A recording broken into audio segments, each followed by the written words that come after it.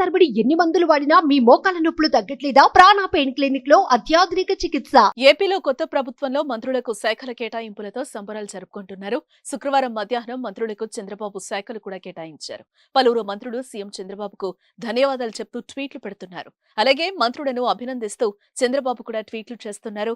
ముందుగా కేబినెట్ లో deputy CM గా నియమితులైన జనసేన అధినేత పవన్ కళ్యాణ్ ను అభినందిస్తూ సీఎం ట్వీట్ చేశారు.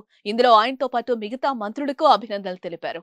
ఆంధ్రప్రదేశ్ ఉప ముఖ్యమంత్రి పవన్ కళ్యాణ్ మంత్రివర్గంలోని సహోద్యోగులందరికీ వారికి పోర్ట్ఫోలియోలు కేటాయించడం ఆనందంగా ఉందన్నారు. వారందరికీ అభినందిస్తున్నట్లుగా తెలిపారు. అందరం కలిసి ఆంధ్రప్రదేశ్ ప్రజలకు సేవ చేస్తామని, ప్రజాపాలన శకానికి నాంది పలుకుతామని ప్రతిజ్ఞ చేశాం.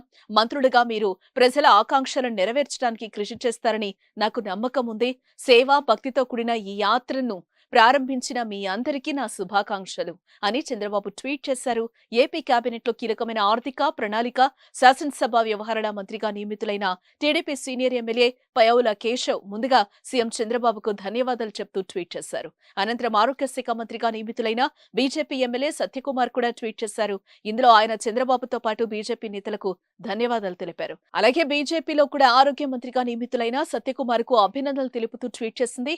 రెవెన్యూ మంత్రిగా నియమితులైన అనగాని సత్యప్రసాద్ కూడా ట్వీట్ చేశారు. తనపై నమ్మకంతో రెవెన్యూ మంత్రిగా అవకాశం కల్పించిన ఎన్డీఏ కూటమి ప్రభుత్వానికి ముఖ్యమంత్రి చంద్రబాబుకు అనగాని ధన్యవాదాలు తెలిపారు. సుమన్ టీవీలో మీ పర్సనల్ అండ్ బిజినెస్ ప్రమోషన్స్ కోసం కింది నెంబర్ కి కాంటాక్ట్ చేయండి.